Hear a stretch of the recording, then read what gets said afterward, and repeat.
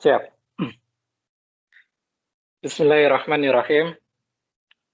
Assalamualaikum warahmatullahi wabarakatuh. Waalaikumsalam Waalaikumsalam warahmatullahi wabarakatuh. Waalaikumsalam warahmatullahi wabarakatuh. Alhamdulillahirabbil alamin wassalatu wassalamu ala asyrafil anbiya'i wal mursalin wa ala ahlihi washabihi ajmain. Bapak Ibu karyawan muslim Asragrafi yang dirahmati Allah, alhamdulillah atas berkat Rahmanir-Rahimnya kita semua masih diberikan waktu, kesempatan untuk bisa hadir di insya Allah majelis yang senantiasa akan dimulakan oleh Allah, yaitu majelis ilmu. Yang mana alhamdulillah pada edisi akhir bulan ini Tablik Akbar Perisa Asragrafia insya Allah akan menghadirkan sebuah materi yang terkait dengan mahalnya iman. Qadarullah seharusnya yang mengisi adalah Ustadz Fatih Karim, namun yang bersangkutan sedang uzur, sedang diuji oleh Allah dengan kurang enak badan, sehingga berhalangan untuk hadir mengisi materi. Mari bersama-sama kita memberikan doa, semoga Allah berkenan mengangkat penyakit beliau, sehingga dapat beraktivitas kembali seperti biasa. Amin ya rabbal alamin. Alhamdulillah sudah hadir bersama kita Ustadz Fikri Syahrizal LC sebagai pengganti Ustadz Fatih Karim. Assalamualaikum Pak Ustadz. Waalaikumsalam warahmatullahi wabarakatuh. Alhamdulillah. Baik Pak Ustadz, sebelum kita masuk pada pemaparan materi, alangkah baiknya kita bersama-sama mendengarkan pembacaan lantunan ayat suci Al-Quran yang insya Allah akan dibawakan oleh Saudara Basuki Graha. Mas Basuki mungkin bisa di open mic-nya, silakan, waktu dan tempat dipersilakan. Ya, terima kasih Mas Denny. A'udzu billahi minasyaitonir rajim. Bismillahirrahmanirrahim. وبشر الذين آمنوا وعملوا الصالحات أن لهم جنات تجري من تحتها الأنهار كلما رزقوا منها من ثمرة رزقا قالوا هذا الذي رزقنا من قبل وأوتوا به متشابها ولهم فيها أزواج مطهرة وهم فيها خالدون. Dan sampaikanlah kabar gembira kepada orang-orang yang beriman dan berbuat kebajikan, bahwa untuk mereka disediakan surga-surga yang mengalir di bawahnya sungai-sungai. Setiap kali mereka diberi rezeki buah-buahan dari surga, mereka berkata, inilah rezeki yang diberikan kepada kami dahulu. Mereka telah diberi buah-buahan yang serupa, dan di sana mereka memperoleh pasangan-pasangan yang suci. Mereka kekal di dalamnya. Shadaqallahul azim. Masya Allah. Jazakallah khair Mas Basuki. Baik Bapak Ibu sekalian, sebelum kita masuk pada pemaparan materi, ada sedikit yang hendak disampaikan oleh rekan-rekan dari Cinta Quran Foundation. Untuk itu mari kita berikan waktu sejenak. Silakan, mungkin dari Mas Sandi ya. Ya, silakan Mas Sandi. Baik, terima kasih Bapak Ibu atas waktunya dan juga kesempatannya. Bismillahirrahmanirrahim. Assalamualaikum warahmatullahi wabarakatuh. Waalaikumsalam warahmatullahi wabarakatuh. Alhamdulillah hamdan katsiran thayyiban mubarakan fih kama yuhibbu rabbuna wa yarda. Asyhadu an la ilaha illallah wa asyhadu anna Muhammadan abduhu wa rasuluh. Allahumma shalli ala Muhammad wa ala ali Muhammad. Perkenalkan, Bapak Ibu, saya Sandi, mewakili dari Cinta Quran Foundation, sebuah lembaga yang dibina langsung oleh Ustadz Fatih Karim. Mohon izin ada beberapa informasi yang ingin coba kami sampaikan kepada Bapak Ibu, yang mudah-mudahan Bapak Ibu semua bisa manfaatkan programnya. Mohon izin untuk saya menampilkan slide terlebih dahulu.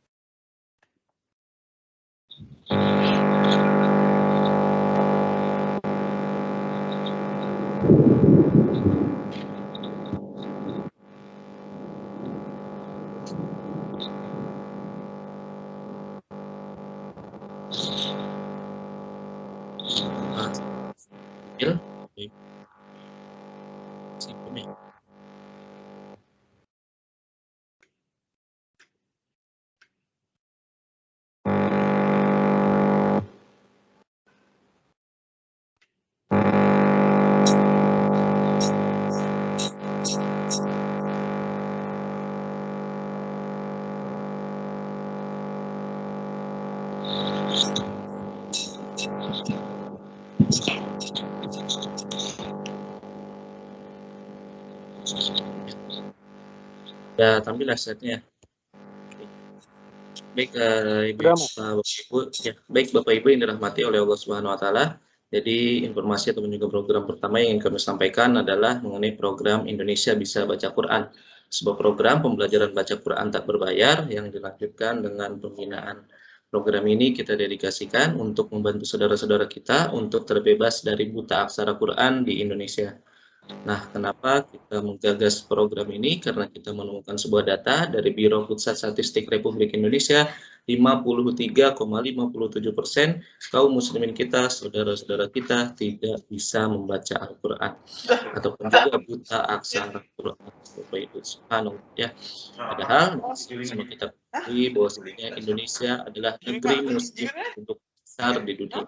Tapi pada faktanya kita masih jauh dari Quran dan masih banyak dari saudara-saudara kita ataupun juga bahkan dari keluarga kita mungkin yang masih belum bisa membaca Quran dengan baik dan juga benar. Maka sebagai bentuk kepedulian kami dan juga kecintaan kami melahirkan sebuah program yang bernama Indonesia Bisa Baca Quran. Dan berikut saya tampilkan video dokumentasi dari berjalannya program Indonesia Bisa Baca Quran.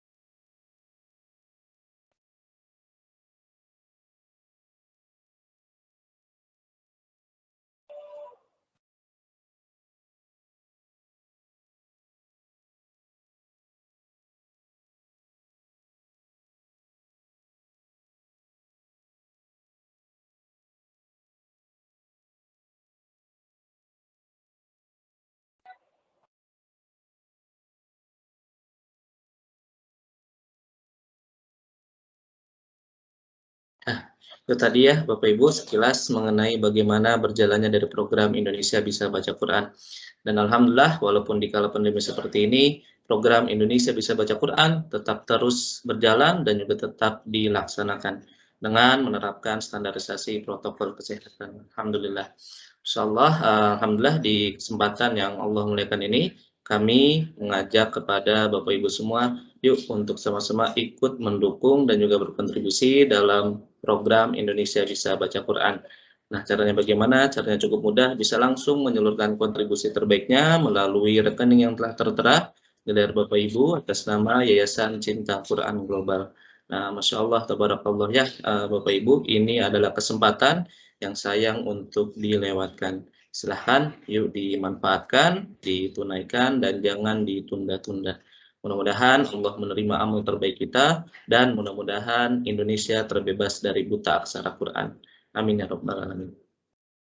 Dan terakhir sebelum ditutup ya Bapak Ibu, alhamdulillah kami dari Cinta Quran Foundation mempunyai program Grand Prize hadiah 6 umroh gratis yang insya Allah kita akan undi di akhir tahun 2021 nanti nih ya. Alhamdulillah, Masya Allah. Ini kita hadiahkan 6 orang sekaligus Bapak Ibu, bukan 1 ataupun 2, tetapi juga 6 nih ya, Masya Allah. Nah caranya cukup mudah, bisa langsung men-scan barcode yang telah tertera di layar Bapak Ibu, ataupun juga bisa mengetik di browsernya di internetnya ds.id/gratis umroh. Nah, silahkan dimanfaatkan ya, diisi data dirinya.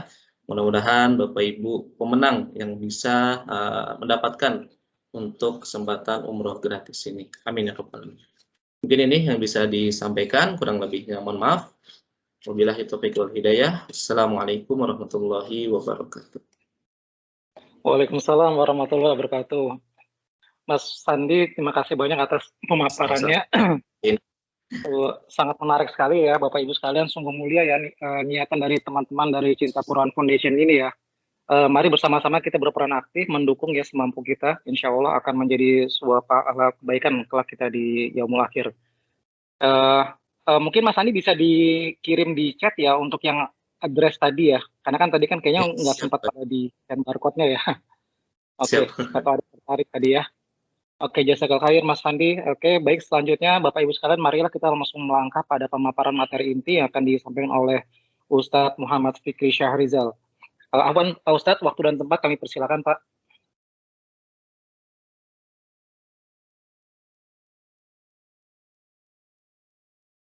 Afwan Pak, masih di mute Pak Ustadz? Cek, sudah kedengeran? Iya, alhamdulillah terdengar Pak Ustadz. Baik, terima kasih atas waktu yang sudah diberikan kepada saya. Saya ingin share materi dulu, mohon izin. Sudah kelihatankah materinya? Sudah Pak Ustadz, sudah Pak. Bentar. Oh, ini nggak bisa.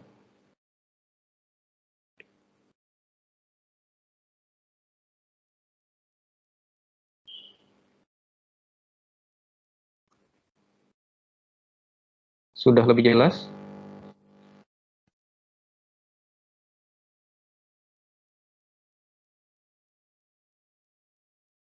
Materinya sudah kelihatan? Sudah ya? Baik. Bismillahirrahmanirrahim. Assalamualaikum warahmatullahi wabarakatuh. Alhamdulillahirabbil alamin. Alhamdulillahi bini'matihi tatimmus sholihat wa bihadihi ihtadal muhtadun. Alhamdulillahilladzi hadana lil Islam wa ma kunna linahtadiya laula an hadanallah. Nasyhadu an la ilaha illallah wahdahu la syarikalah wa nasyhadu anna Muhammadan abduhu wa rasuluh. Allahumma shalli wa sallim wa barik wa ashabihi ajma'in. Allahumma alimna ma yanfa'una wanfa'na bima 'allamtana wa zidna ilma subhanaka la ilma lana illa ma 'allamtana innaka antal alimul hakim. Allahumma akhrijna min zulumatil wahmi wa akrimna bi nuril fahmi waftah 'alaina bi ma'rifatil ilmi bi rahmatika ya arhamar rahimin. Allahumma hdina wahdi bina waj'alna sababan wa sabilan liman ihtada amin ya rabbal alamin. Apa kabarnya teman-teman semua? Sehat? Alhamdulillah. Alhamdulillah sehat. Baik teman-teman ya, ini saya biasanya pakai pakai Zoom biasanya. Ini pakai Microsoft jadi agak kurang terbiasa. Tapi biasanya kalau kajian itu videonya di off atau on biasanya? Di off ya? Halo, cek. Bebas Ustaz. Oh, bebas. Kepada jamaah silakan. Ustaz saja Ustaz. Yang Iya. stabil jaringannya dinyalakan kameranya, ayo jangan malu. Ini saya agak bingung nih mau nyapa tapi nggak ada wajahnya gitu ya. Hanya tulisan apa namanya nama saja ya. Tapi saya tetap istilahnya berusaha untuk dalam kajian ini untuk bisa berdiskusi ya. Karena memang kebiasaan saya itu kalau ngisi kajian itu tidak hanya satu arah tapi dua arah. Walaupun videonya tidak kelihatan, tapi insya Allah nanti saya akan coba berinteraksi dengan teman-teman semua. Mudah-mudahan bisa menyalakan mic-nya ya. Baik teman-teman yang dimuliakan oleh Allah, ini saya baru ingat ya. Jadi saya di Astragapia itu terakhir ngisi itu kayaknya sebelum nikah. Tahun 2017 kalau nggak salah. Bulan Ramadan, saya ingat saya. Iya, betul. Iya, masih ingat ya. Ya, sempat di ANZ juga ya, Tete. Iya, makanya saya apa namanya ingat kok lama banget saya nggak ngisi-ngisi di sana lagi gitu. Ya, baru kesempatan ini alhamdulillah bisa berjumpa, mudah-mudahan teman-teman ya masih dalam keadaan sehat, semangat ya, dan alhamdulillah pada sore hari ini kita masih bisa dipertemukan oleh Allah Subhanahu wa taala. Mudah-mudahan ini jadi awal kita kembali bisa turahim dan kita terus nanti bisa bersama-sama belajar mengkaji Islam. Teman-teman yang dimuliakan oleh Allah, sebenarnya materi yang ingin disampaikan Ustadz Fatih itu kaitannya tentang pentingnya iman ya. Lalu tema kita yang akan dibahas pada sore hari ini sebenarnya kaitannya tentang iman juga. Cuma ya ini lebih kepada bahwa iman itu mempunyai sebuah dampak pada diri kita. Saya ambil sebuah contoh ya. Nah ini dalam sehari-hari itu kita pernah pasti ya dalam sehari-hari itu pasti pernah dihadapkan kaitannya dengan masalah iman. Oke, coba ini. Nah, ini contoh kecil ya. Siapa yang pernah naik motor atau mobil kemudian pas di jalan itu ketemu dengan Bapak polisi? Kira-kira ketika naik kendaraan ya ketemu Pak polisi itu rasanya gimana? Biasa saja atau mungkin ada rasa yang berbeda? Deg-degan, Ustaz. Pernah ketika ketemu Pak polisi deg-degan pengen putar balik? Hah? Iya, deg-degan. Deg-degan ya. Pernah pengen putar balik? Enggak sih. Enggak ya, cuma deg-degan aja. Emosi, Ustaz. Oh, emosi. Ya. Pertanyaan saya gitu ya, ada yang ketika ketemu Pak polisi itu perasaannya biasa gitu ya, ketika mau lewat itu yakin aja nggak terjadi apa-apa gitu. Tapi ada juga yang ketika melihat Pak polisi itu deg-degan gitu ya, bahkan sampai ada yang mau putar balik. Kira-kira apa yang membedakan? Yang satu dia jalan dalam keadaan tenang, yang satu dalam kondisi gelisah dan takut. Yang membedakan apa? Yang gelisah biasanya kenapa? Dokumennya nggak siap, Ustaz. Biasanya ya ada surat-surat yang tidak lengkap. Atau mungkin ada satu hal yang dia tahu bahwa dia melanggar lalu lintas. Kenapa yang satu dalam keadaan tenang? Ya, karena surat-suratnya lengkap. Kemudian juga ya dia yakin bahwa dia tidak punya salah. Nah, maka ini juga merupakan sebuah efek ya, bahwa ternyata ketika seseorang itu melakukan satu hal yang salah, itu berpengaruh kepada keyakinannya, berpengaruh kepada sikapnya. Padahal ini hanya kaitannya dengan kesalahan kaitannya dengan rambu lalu lintas saja. Lalu bagaimana dengan kehidupan kita sehari-hari? Nah, maka iman itu kata ulama ya, al-imanu yazid wa yanqus. Iman itu dia akan bertambah dan berkurang. Kalau seandainya seseorang melakukan satu hal yang dilarang Allah, kira-kira berdampak nggak dengan dirinya? Pasti berdampak. Kalau seseorang melakukan ketaatan ya kepada Allah, kira-kira berdampak nggak kepada imannya? Pasti berdampak. Kalau dia taat, imannya akan bertambah. Kalau imannya bertambah, maka hatinya akan menjadi tenang. Lalu bagaimana sebaliknya ketika seseorang itu melakukan satu kemaksiatan, perbuatan dosa, aturan-aturan yang Allah berikan dilanggar oleh dirinya, maka tentu juga akan berdampak kepada keimanannya. Yang mana kemaksiatan yang dilakukan oleh seseorang itu akan mengurangi kadar keimanannya, sehingga apa? Berdampak kepada hatinya.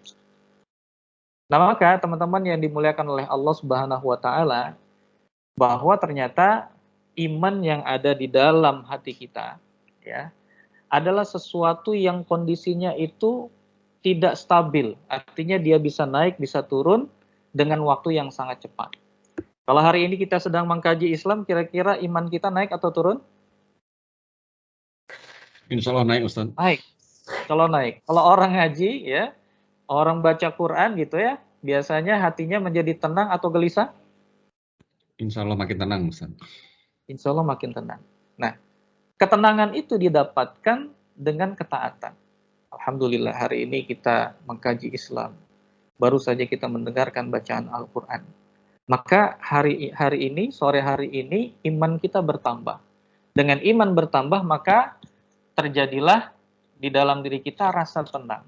Ya, mungkin ada juga yang merasakan kebahagiaan. Nah, teman-teman yang dimuliakan oleh Allah Subhanahu wa taala, para sahabat ya, itu sangat sekali memperhatikan keimanan. Yang setiap hari kita hitung, ya, yang sehari kita hitung biasanya apa? Uang. Yang biasa kita ukur setiap hari adalah apa? Harta, gitu ya. Untung. Kalau orang usaha yang setiap hari dihitung itu adalah apa? Keuntungan. Ya, kira-kira hari ini omsetnya berapa? Ya, kemarin omsetnya berapa? Kemudian dibandingkan kemarin dengan sekarang kira-kira untung atau rugi, ya. Seseorang akan terus memperhatikan keuntungannya, maka ketika dia memperhatikan keuntungannya, maka dia akan selalu berusaha memperbaiki cara jualannya atau cara bisnisnya. Sehingga apa? Dia berharap ya, ketika dia berbisnis, dia tambah untung. Tapi tidak dengan para sahabat Nabi Shallallahu Alaihi Wasallam, ya. Mereka adalah orang-orang yang setiap hari memperhatikan keimanannya. Apakah hari ini imannya naik atau turun? Ya, bahkan bukan tiap hari mereka memperhatikan keimanan mereka, setiap waktu, setiap saat mereka memperhatikan keimanan mereka. Lalu para sahabat ini berusaha melihat kualitas keimanan mereka dan mereka berusaha untuk memperbaiki keimanan sehingga setiap hari keimanan itu bertambah dan bertambah. Dan yang luar biasanya lagi ya, bahwa keimanan itu ketika bertambah itu tidak ada batasnya. Tergantung daripada kualitas daripada ketaatan kita kepada Allah Subhanahu wa taala. Nah, maka para sahabat itu dalam menjalani kehidupan sehari-hari, mereka itu sangat bersemangat luar biasa. Ketika Nabi mengajak para sahabat ya untuk melakukan kebaikan, mereka itu selalu bersemangat karena mereka tahu ketika kebaikan yang mereka lakukan itu akan berdampak pada keimanan mereka. Nah, maka kualitas para sahabat ini kita bilang kualitasnya kualitas yang luar biasa. Keimanan yang mereka lakukan itu ya berdampak kepada semangat mereka ketika berdakwah kepada Allah Subhanahu wa taala. Nah, Ali radhiyallahu anhu itu ketika usianya pada saat itu masih muda, masih ya belia, pada saat itu sudah mempunyai keberanian yang luar biasa. Apa yang membuat Ali radhiyallahu anhu itu berani menggantikan posisi tidur Rasulullah sallallahu alaihi wasallam? Apakah karena Rasulullah SAW menjanjikan harta? Ternyata tidak. Apakah Rasulullah SAW menjanjikan tahta? Ternyata tidak. Ternyata yang membuat Ali radhiyallahu anhu ya karamallahu wajhah, dia berani menggantikan posisi tidur Rasulullah sallallahu alaihi wasallam ya Pada saat itu Rasulullah SAW hendak dikepung, dibunuh oleh para pemuda Quraisy. Maka Ali radhiyallahu anhu menggantikan posisi Rasulullah SAW tidur. Karena apa? Karena dia mempunyai keimanan yang kuat, keimanan yang tinggi. Bukan hanya itu, ketika Ali radhiyallahu anhu ya sudah mulai dewasa, mengikuti perang, pada saat itu ada perang Badar, ya, masya Allah. Di saat dilaksanakannya perang yang pertama itu, siapa yang diutus oleh Rasulullah SAW untuk tanding duel pedang pada saat itu? Ternyata yang diutus adalah salah satunya adalah Ali radhiyallahu anhu. Dan yang luar biasanya, walaupun Ali ya tubuhnya lebih kecil daripada lawannya, tetapi dia bisa mengalahkan musuhnya dengan cara mudah. Apa yang memberikan kekuatan kepada Ali radhiyallahu anhu? Wajah, ya karamallahu wajah, yaitu keimanan yang ada di dalam dirinya. Nah, maka teman-teman yang dimuliakan oleh Allah, iman ini sangat penting bagi diri kita. Lalu pertanyaannya, bagaimana cara memupuk keimanan yang ada di dalam diri kita? Di antaranya dengan menanamkan pertanyaan-pertanyaan di dalam diri kita. Ada orang yang dulu ketika dia hidupnya tidak mempunyai arah dan tujuan. Sebut saja ada seorang ustadz, dulunya adalah penyanyi, ya penyanyi kalau dulu itu lagunya saya lupa, ya rock and roll lah bahasanya begitu, ya. Ketika dia menjadi penyanyi, dia mengalami kegelisahan dalam hati, hidupnya tidak tenang, dia punya segala macam hal kaitannya dengan dunia sudah dia dapatkan, tapi dia tidak merasa tenang. Maka pada saat itu, ya datanglah seorang ustadz memberikan sebuah nasihat ya kepada beliau. Kemudian diberikanlah pertanyaan, yaitu ada 3. Yang pertama, ya, dari mana manusia dan kehidupan ini berasal. Yang kedua, manusia diciptakan oleh Allah, tujuannya untuk apa? Yang ketiga, kalau seandainya manusia mati, kira-kira manusia akan kemana? Nah maka, ya seorang penyanyi ini berpikir, oh iya, ya selama ini saya setiap hari aktivitasnya adalah menghibur banyak orang, ya kadang-kadang membuat orang itu jadi lupa sholat, kemudian membuat orang itu berkelahi, ya dia mengakui bahwa yang selama ini dilakukan itu adalah sesuatu yang menjerumuskan seseorang itu kepada kemaksiatan. Maka dia bertanya, apakah hidup saya ini selamanya akan seperti ini? Kemudian dia merenung, ya dia diciptakan oleh Allah Subhanahu wa Ta'ala itu tujuannya apa? Sehingga dia berpikir, ya selama ini dia sudah hidup 30 tahun, ya menjalani kehidupan. Selama ini saya ini hidup tujuannya untuk apa ya? Semua sudah saya dapatkan. Kenapa saya tidak mendapatkan ketenangan? Oh, ternyata ya jawabannya selama ini tujuan hidup saya tidak sama atau tidak sesuai dengan Rabb yang menciptakan diri saya, yaitu Allah Subhanahu wa Ta'ala. Kemudian dia berpikir lagi, iya ya, saya nggak selamanya muda, tapi saya nanti akan tua. Dan setiap orang yang hidup di dunia nanti pasti akan meninggal dunia. Nah kira-kira kalau saya nanti mati, kira-kira apa yang terjadi ya? Nanti saya akan kemana ya? Nah maka dia berpikir, sehingga menemukan jawaban bahwa ternyata selama ini ya dia salah jalan, dia salah arah dalam menjalani kehidupan. Maka mulailah dia belajar Islam, ya mengkaji Islam, kemudian dia menemukan bahwa hidup ini bukan hanya di dunia, tetapi setelah dunia ini ada kehidupan selanjutnya, yaitu kehidupan akhirat. Nah, maka pertanyaan-pertanyaan seperti ini akan mengingatkan kita, ya kita selama ini hidup di dunia sudah berapa tahun, ya dari sekian kehidupan yang sudah kita jalani, benarkah bahwa hidup kita sesuai dengan apa yang Allah inginkan, atau justru jauh daripada yang Allah inginkan. Nah, maka renungan-renungan seperti ini nanti akan membangkitkan keimanan kita sehingga termotivasi bagi kita untuk memperbaiki diri, meningkatkan ibadah, ya, banyak beramal, sehingga apa? Kita lebih siap menghadapi namanya kematian. Kita lebih siap menghadapi kehidupan setelah dunia. Begitu juga di dalam Islam ada namanya rukun iman. Iman yang pertama yaitu iman kepada Allah Subhanahu wa taala.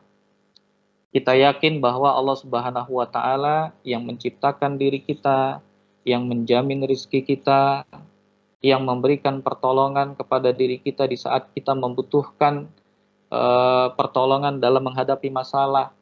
Begitu juga iman kepada malaikat. Kita yakin bahwa ya di saat kita sedang mengkaji Islam pada saat ini ada malaikat-malaikat Allah yang Allah turunkan di antara kita, yang mana para malaikat ini mereka menurunkan sakinah, ya, ketenangan di dalam hati kita. Mereka mencatat orang-orang yang hadir.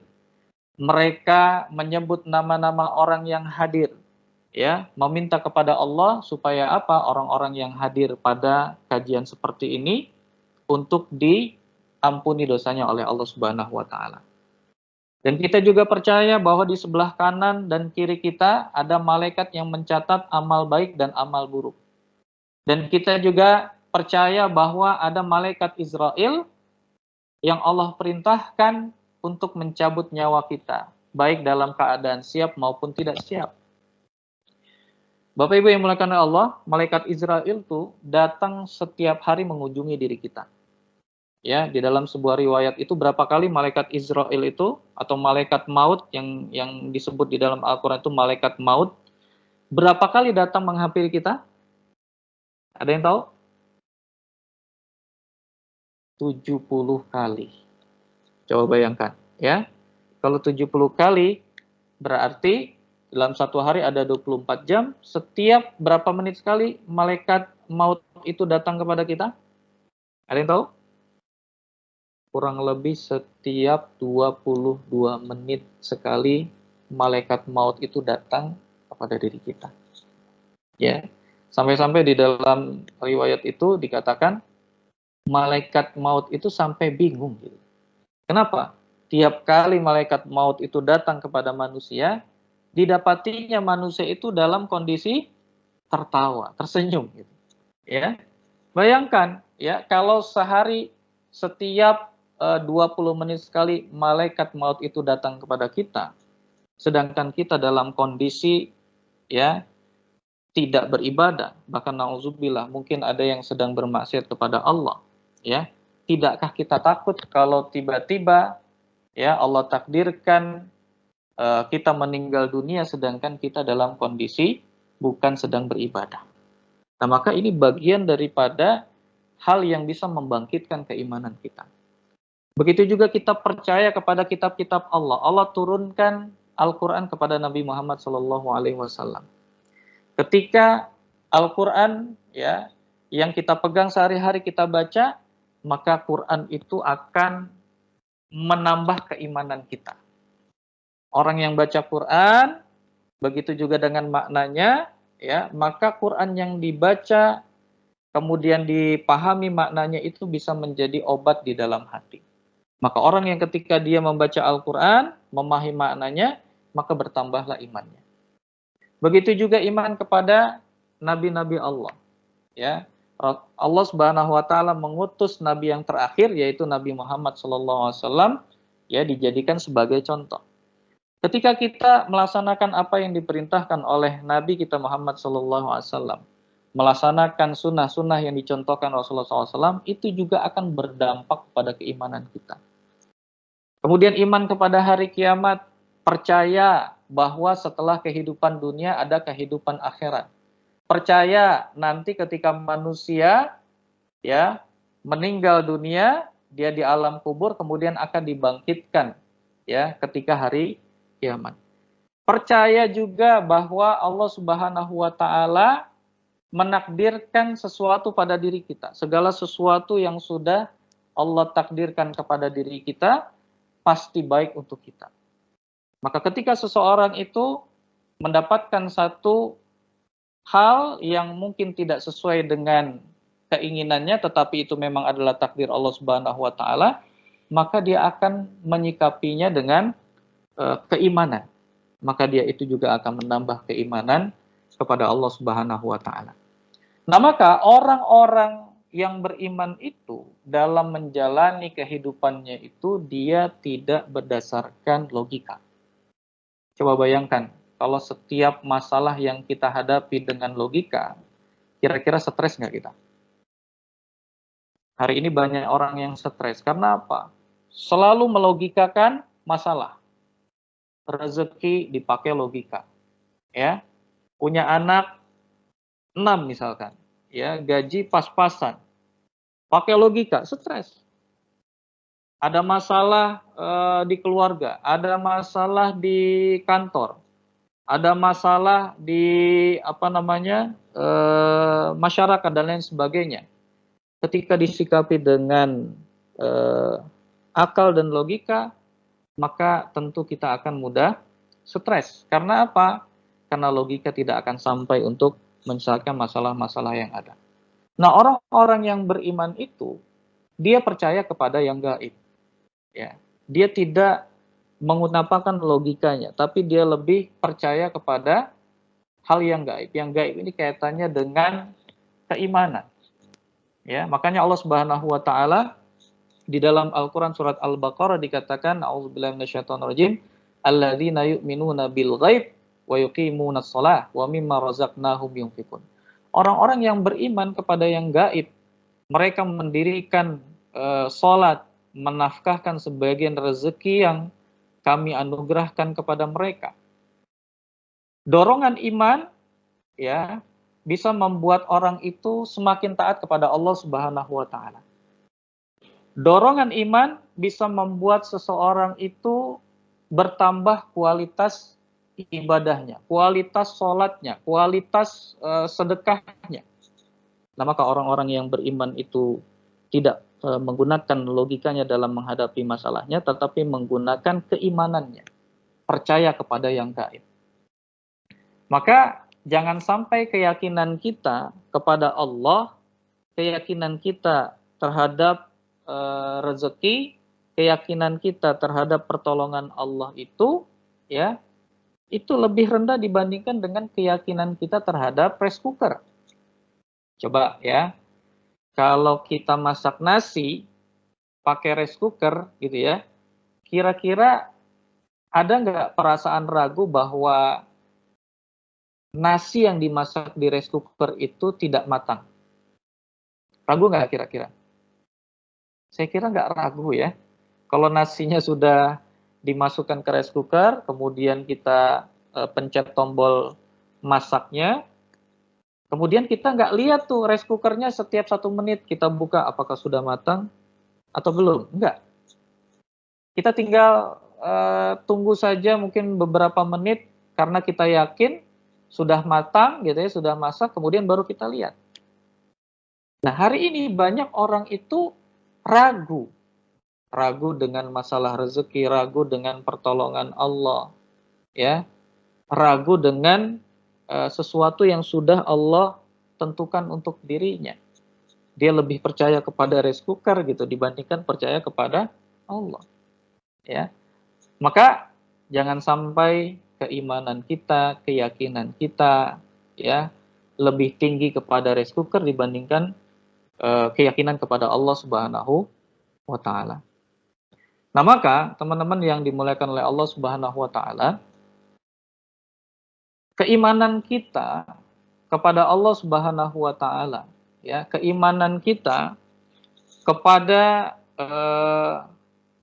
hari akhir, keimanan kita kepada takdir yang Allah sudah tetapkan kepada kita itu akan mendorong kita itu mempunyai sebuah mimpi-mimpi besar. Ya. Orang-orang yang beriman, orang-orang yang mempunyai keyakinan yang kuat kepada Allah Subhanahu wa taala, ya, dia akan bersemangat dalam mencapai mimpi-mimpinya. Kenapa? Yang mendorong itu adalah iman, bukan logika. Ya, kalau logika itu tidak akan pernah mampu untuk mencapai sebuah impian yang tinggi.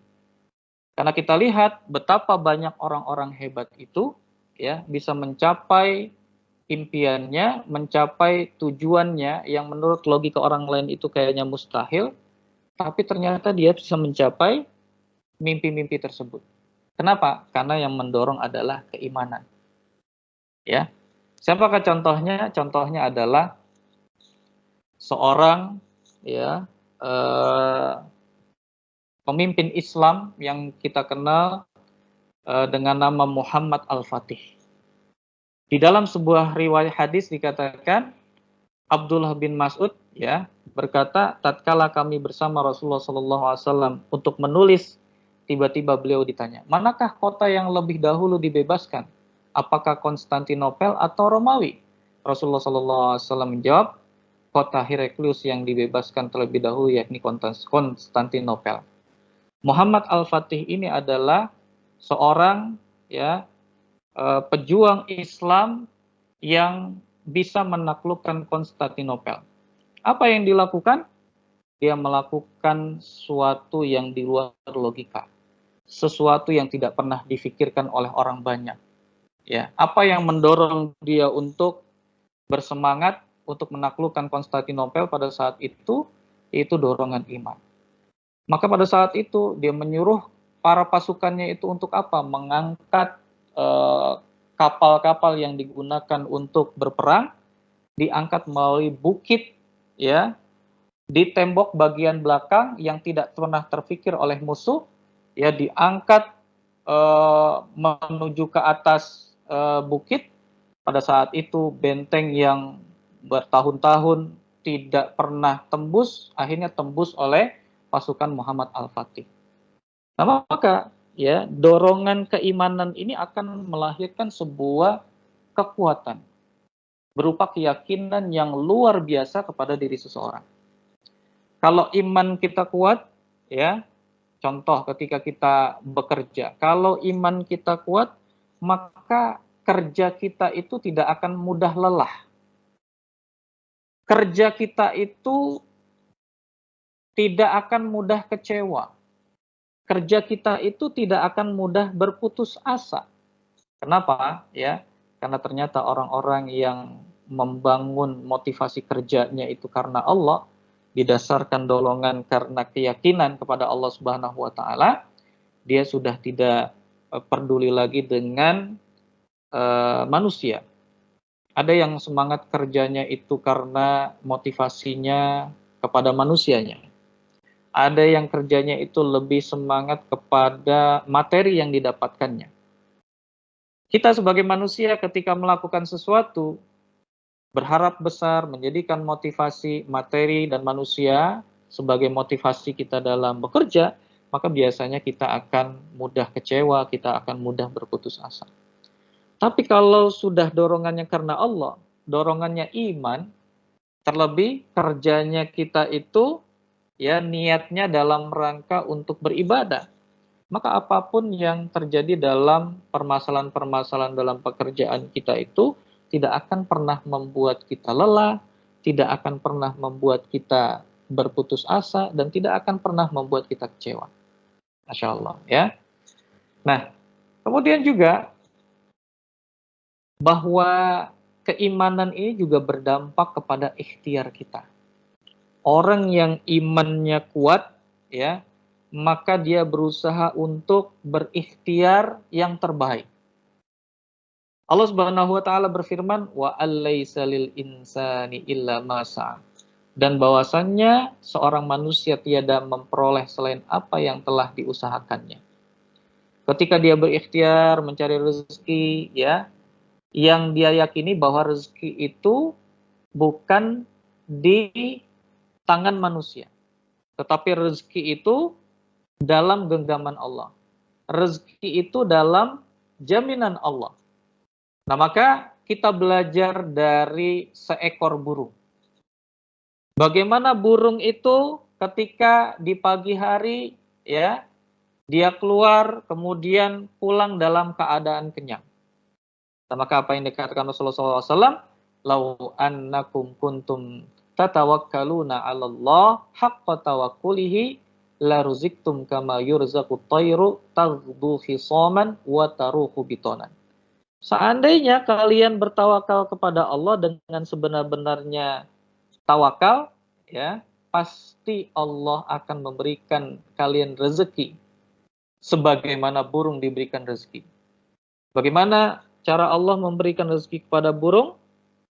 Burung keluar di pagi hari dalam keadaan lapar. Burung tidak pernah berpikir kira-kira ya nanti saya dapat apa ya? Kira-kira makan apa yang saya dapatkan? Tidak. Dia menyempurnakan dari ikhtiarnya. Yang penting keluar dulu dari sarang, ya. Apa yang didapat, syukuri itu sudah menjadi rezeki yang Allah berikan kepada dirinya. Kemudian apa? Pulang dalam kondisi kenyang. Nah, maka kita juga sama, jangan sampai kita kalah dengan burung. Burung saja ya, Allah jamin rezekinya. Begitu juga sama, kita sebagai manusia juga dijamin oleh Allah rezeki. Nah, maka kita sebagai seorang muslim harus yakin bahwa Allah Subhanahu wa taala menjamin rezeki kita. Tugas kita adalah berikhtiar, setelah berikhtiar kemudian bertawakal kepada Allah Subhanahu wa taala. Masya Allah teman-teman yang makan Allah, kaitannya dengan rezeki ini unik. Ya.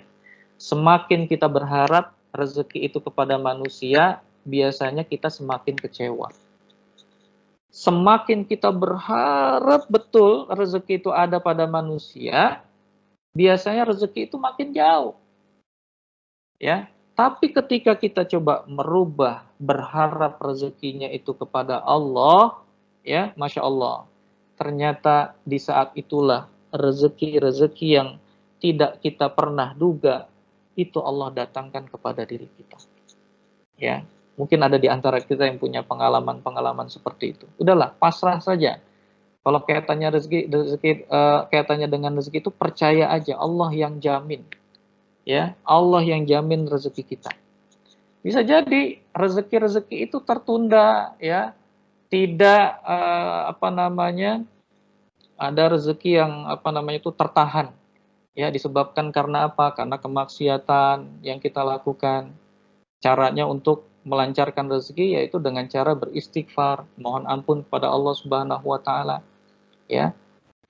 Bisa juga rezeki itu tertahan disebabkan nazon kita, ya, karena prasangka kita kepada Allah itu, ya, prasangka yang buruk. Kadang boleh jadi, ya, kalau kaitannya dengan rezeki itu memang unik gitu ya. Ada yang nggak kita harapkan, ternyata itu kita dapatkan. Yang kita harapkan malah nggak datang. Nah, bisa jadi yang kita harapkan itu ternyata rezeki yang kurang baik untuk diri kita. Kemudian ketika kita kembalikan kaitannya rezeki itu dalam jaminan Allah, Allah ganti lagi dengan rezeki yang tidak terduga. Nah, rezeki yang tidak terduga inilah mungkin rezeki-rezeki yang memang Allah berikan dan itu yang terbaik untuk kita. Ya, Masya Allah. Begitu juga orang yang imannya mantap, ya, keyakinan kepada Allahnya kuat, maka akan berdampak kepada ibadahnya. Ustaz, kenapa kok kayaknya sholat berat banget? Ya, mau baca Quran berat banget, mau lakukan kebaikan berat banget, mau ikut kajian berat banget. Itu tanda-tanda bahwa keimanan kita dalam kondisi yang sangat rendah. Kalau seseorang merasa berat untuk sholat, merasa berat untuk baca Quran, merasa berat untuk melakukan kebaikan-kebaikan, ya, maka itu menandakan bahwa iman kita itu dalam kondisi kritis. Nah, maka kuatkan lagi iman kita itu dengan cara apa? Yang paling cepat untuk membangkitkan keimanan kita, yaitu dengan cara mengingat kematian. Ya, Nabi itu kenapa sedikit-sedikit nangis? Kenapa Nabi itu jarang tertawa gitu? Karena Nabi selalu memikirkan kehidupan setelah kematian. Nah, maka resep yang dikasih oleh Nabi SAW kepada kita, ya, aksiru zikro hazimil lazat, kata Nabi. Perbanyaklah mengingat sesuatu yang dapat memutus kenikmatan. Kita ini kalau sudah terlalu aktivitas kita terlalu banyak kaitannya dengan dunia gitu ya, itu rasa cinta kita itu akan condong kepada dunia. Iman kita turun. Lalu untuk memutus rasa kelezatan kita terhadap dunia itu tadi, yaitu kata Nabi dengan cara zikro hazimil lazat, yaitu mengingat kematian. Allahu Akbar ya.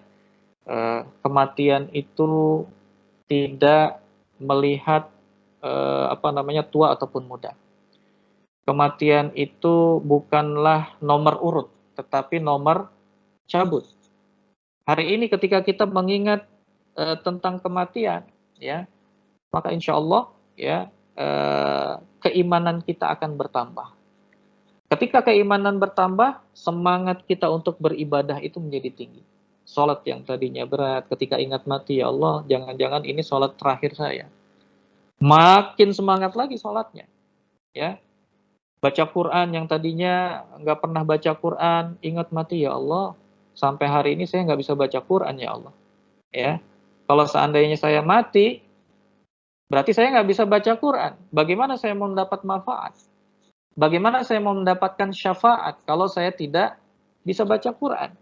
Maka terdoronglah kita untuk belajar Quran. Terdoronglah kita untuk membaca Al-Quran. Ya.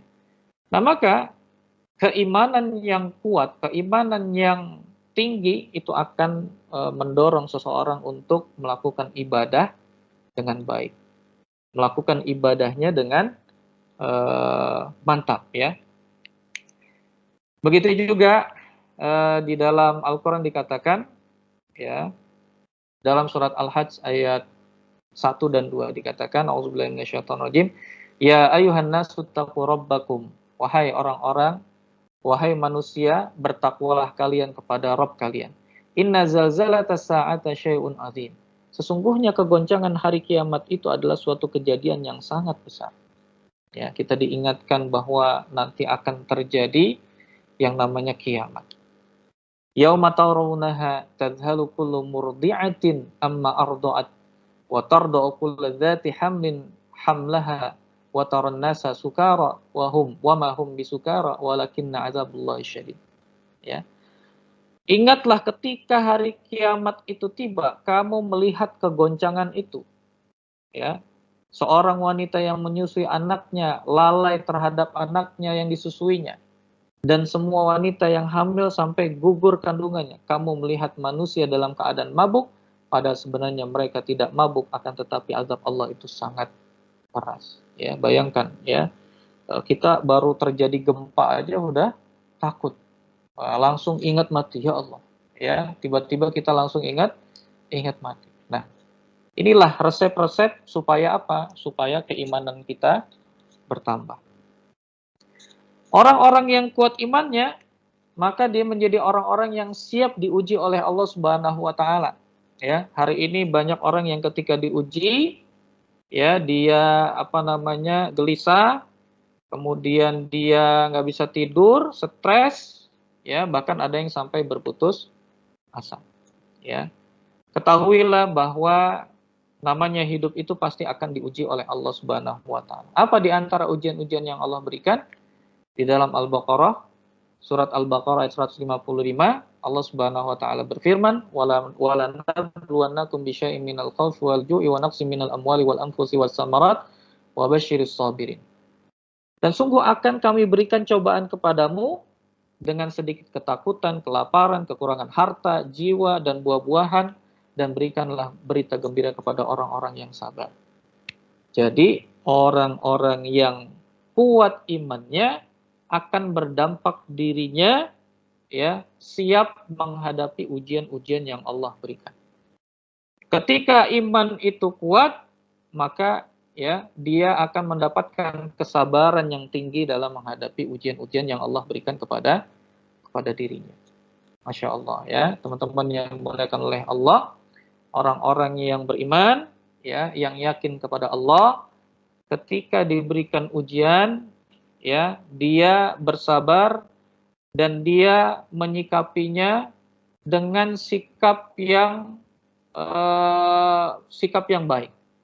Apa di dalam hadis dikatakan, tidaklah menimpa seorang mukmin berupa sakit, rasa capek, khawatiran, sedih, kesusahan hati, atau sesuatu yang menyakiti, sampai pun duri yang menusuknya, melainkan akan dihapuskan dosa-dosanya. Dia merasa bahagia. Karena apa? Karena dia tahu setiap ujian-ujian yang Allah berikan kepada dirinya. Ketika dia sabar, ya, ketika dia menghadapi ujian tersebut dengan yakin kepada Allah bahwa itu bagian daripada cara Allah untuk menghapuskan dosa-dosa kita. Mungkin selama ini istighfar kita yang kita ucapkan kepada Allah, ya, belum menghapus semua dosa-dosa kita. Tetapi dengan ujian-ujian yang Allah berikan kepada kita, kita yakin, ya, bahwa itu adalah cara Allah menggugurkan dosa-dosa kita yang selama ini kita lakukan. Mungkin yang selama ini kita lupa untuk mengistighfarkan dosa-dosa kita kepada Allah Subhanahu wa taala.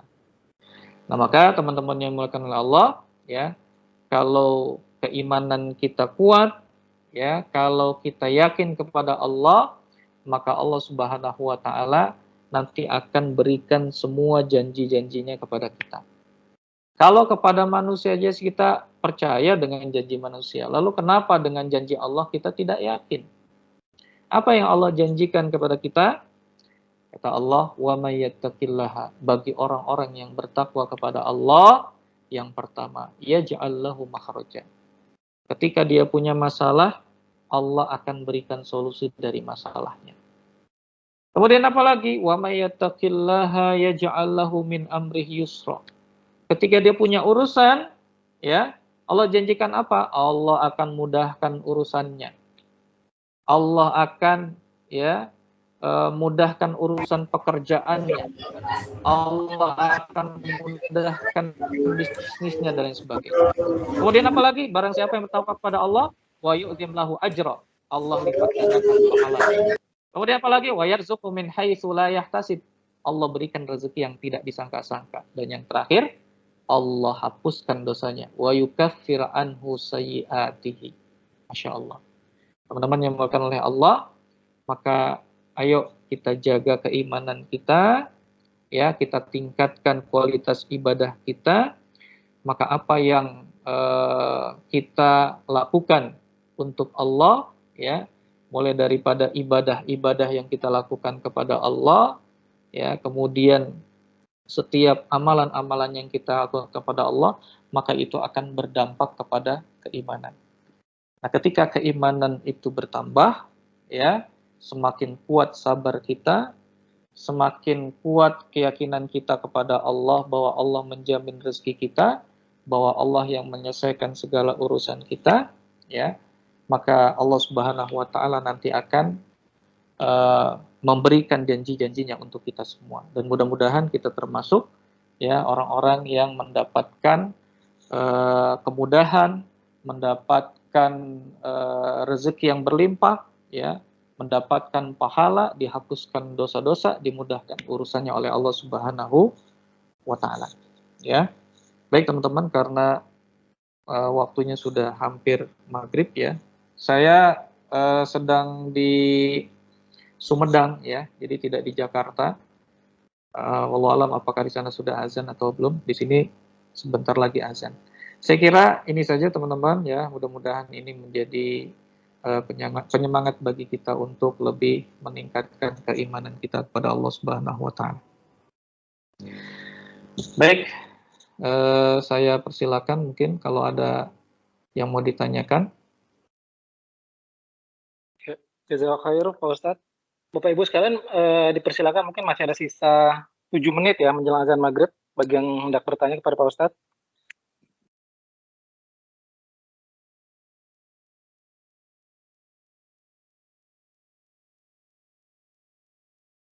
Wah, ada yang angkat tangan ini Pak.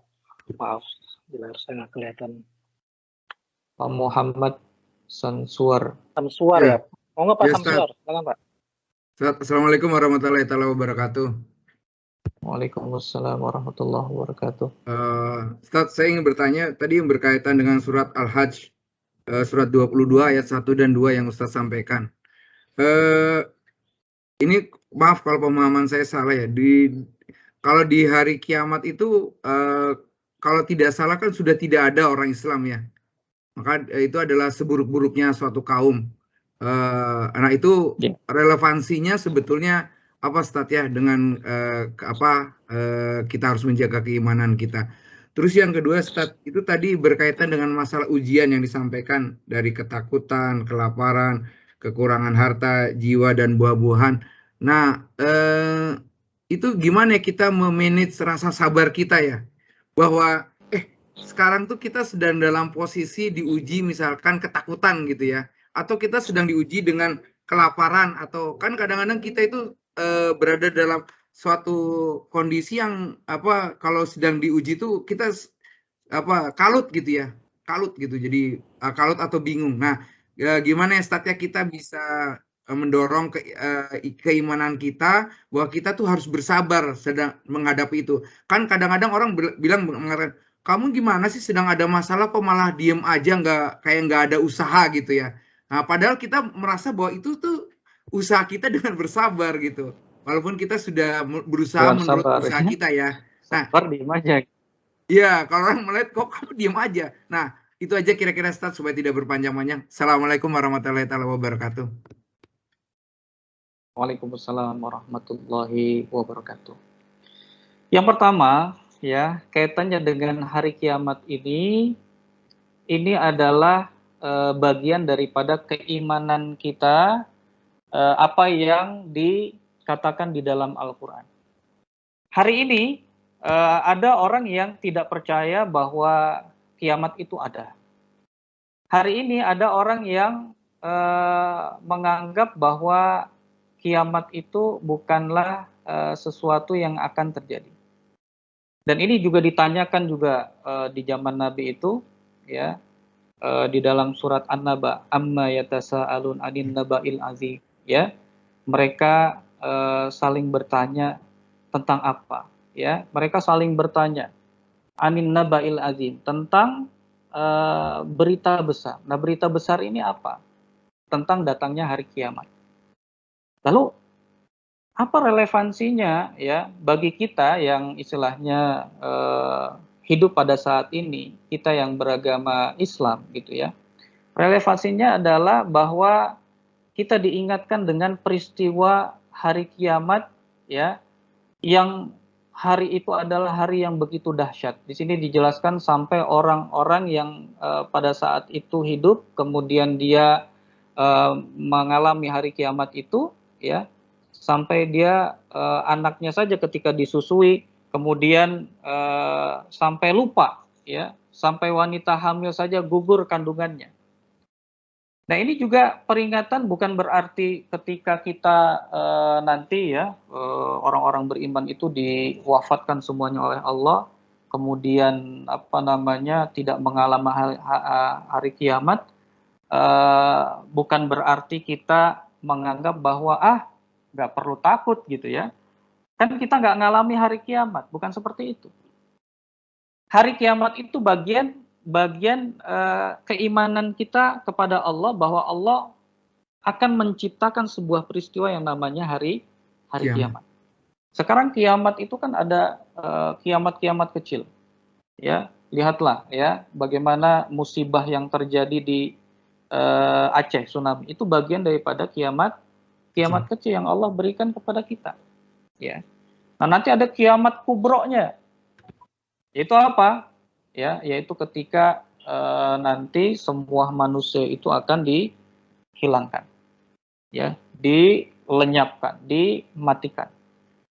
Nah, ini jadi kita itu baca ayat tentang kiamat itu untuk memotivasikan kepada diri kita supaya kita itu melihat betapa dahsyatnya peristiwa hari kiamat itu. Dan kita juga nggak ada jaminan apakah kita sampai akhir hayat kita gitu ya dalam kondisi beriman atau tidak. Gitu. Apalagi nanti ketika Dajjal itu turun. Nah, siapa yang menjamin ketika Dajjal itu turun dia tetap beriman? Nah, maka kita pada saat ini ya menjadikan di dalam Al-Quran itu banyak sekali kisah-kisah tentang peristiwa hari kiamat. Itu sebagai dorongan kepada kita ya supaya kita lebih siap lagi menghadapi yang namanya kematian. Ya. Karena kematian itu karena hari kiamat itu berkaitan dengan kematian. Kemudian di dalam surat Al-Baqarah tadi ya bahwa Allah Subhanahu wa taala menguji manusia. Ya, menguji manusia dengan berbagai macam ujian. Ya. Ada yang diuji dengan kelaparan, kekurangan harta, ya, kehilangan jiwa. Ya. Terus kenapa kok Allah itu suruh sabar? Masya Allah. Ternyata ya sabar itu adalah pakaian yang terbaik bagi seorang mukmin dalam menghadapi masalah. Sabar itu bukan teori. Sabar itu adalah aplikasi iman. Gitu, ya. Orang nggak bisa sabar kalau dia nggak punya iman. Hari ini orang diuji gitu ya. Kalau nggak pakai sabar, nggak bakalan sanggup. Coba ya, ujian apa yang paling besar kita hadapi dalam hidup kita? Ya, ujian apa yang kita paling besar kita hadapi dalam hidup kita? Kalau bukan dengan sabar, kita nggak bakalan mampu. Makanya ya, sabar ini bukan satu hal yang mudah. Ya, sabar ini bukan teori, tapi sabar itu adalah dampak daripada iman kita kepada Allah. Percaya nggak kita kepada Allah bahwa di balik ujian itu ada penghapusan dosa, bahwa di balik ujian itu ada pahala yang Allah alirkan kepada diri kita. Allahu Akbar ya. Nggak semuanya orang bisa sabar. Ustadz ya punya pengalaman nggak kaitannya dengan sabar? Iya, saya punya pengalaman Pak. Sabar ngurusin orang tua. Ibu saya sakitnya itu bukan sakit biasa. Sakitnya itu sakit langka. Kalau menurut dokter itu penyakitnya namanya ALS. ALS itu penyakit yang menyebabkan seseorang itu lumpuh secara total. Bukan stroke. Kalau stroke itu kan saraf. Ini virus. Jadi ibu saya itu palanya itu nggak bisa ngangkat gitu. Tangannya itu udah nggak bisa gerak dari ujung kepala sampai ujung kaki itu udah nggak bisa ngapa-ngapain. Ternyata Pak, ya berbakti kepada orang tua dengan merawat orang tua sakit itu berbeda. Berbakti dengan orang tua itu memberikan sesuatu berupa harta kepada orang tua. Ternyata ngurus orang sakit itu melelahkan, mengurus orang sakit itu capek. Ini Masya Allah ya, saya merasakan bahwa ternyata sabar itu bukan sesuatu yang mudah. Ketika ibu saya sakit, apa yang terjadi? Satu, saya nggak bisa kerja. Ini aja saya dari sekian tahun saya ngurus ibu saya sakit ini, baru sekarang saya bisa kerja di hari biasa. Karena apa? Ngurusnya gantian. Sampai saya minta sama ibu saya, Allah ya maafkan saya, izinkan saya supaya saya bisa kerja. Saya bilang sama ibu saya seperti itu. Jangan khawatir ya, walaupun saya kerja, insya Allah nggak kenapa-napa. Akhirnya ibu saya baru mau dijagain sama pembantu saya. Tadinya nggak mau. Ya, sabarnya kita nyuapin ibu yang dalam kondisi lumpuh. Sabarnya kita bersihkan kotoran ketika ibu kita pipis, kemudian buang air. Sabarnya kita nemenin ibu kita ketika tidur tiap 5 menit sekali dia minta pindah posisi badan. Kadang-kadang kalau ada nyamuk nggak bisa ngusir nyamuknya, kita yang harus ngusir. Kadang-kadang kalau malam-malam haus minta minum dan lain sebagainya. Masya Allah. Ternyata kesabaran itu lahir daripada sebuah keimanan. Kenapa Allah karuniakan kita sabar? Karena kita yakin bahwa ketika mengurusi orang tua itu pahalanya adalah surga. Tapi ada yang nggak sabar. Kemarin ada 3 orang anak, ya, dititipkan ke kakaknya, ibunya dalam keadaan stroke juga, dititipkan ke kakaknya nggak mampu buat ngurusin ibunya. Dititipkan ke adenya nggak mampu. Akhirnya apa? 3-tiganya nih anak buat surat pernyataan bahwa kami yang bertanda tangan di bawah ini anak dari ibu ini, 1, 2, 3, mulai hari ini saya serahkan ibu saya ke yayasan ini. Kalau seandainya ibu saya meninggal, ibu kami meninggal, maka kami tidak bertanggung jawab. Kenapa ada anak yang menitipkan orang tuanya itu di panti asuhan? Itu tadi kaitannya dengan iman.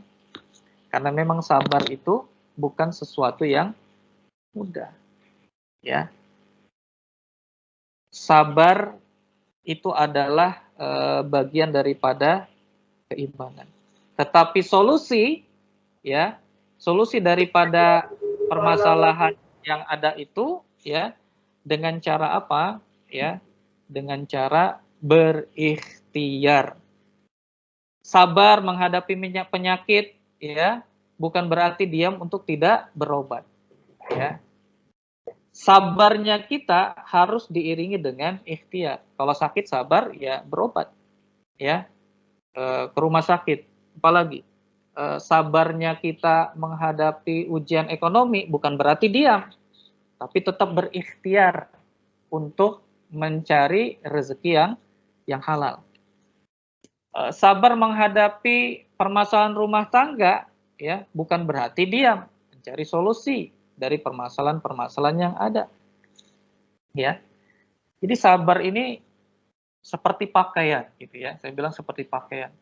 Dia yang membuat kita itu tetap yakin kepada Allah, tidak berputus asa. Kalau sabarnya hilang, orang selesai. Setan itu akan membisikkan di dalam pikirannya itu macam-macam. Pak, saya pernah, ya, dalam satu kondisi di mana saya hampir berputus asa. Apa yang saya lakukan? Ya, yang saya lakukan, pernah saya itu minta sama Allah supaya Allah wafatkan saya saja.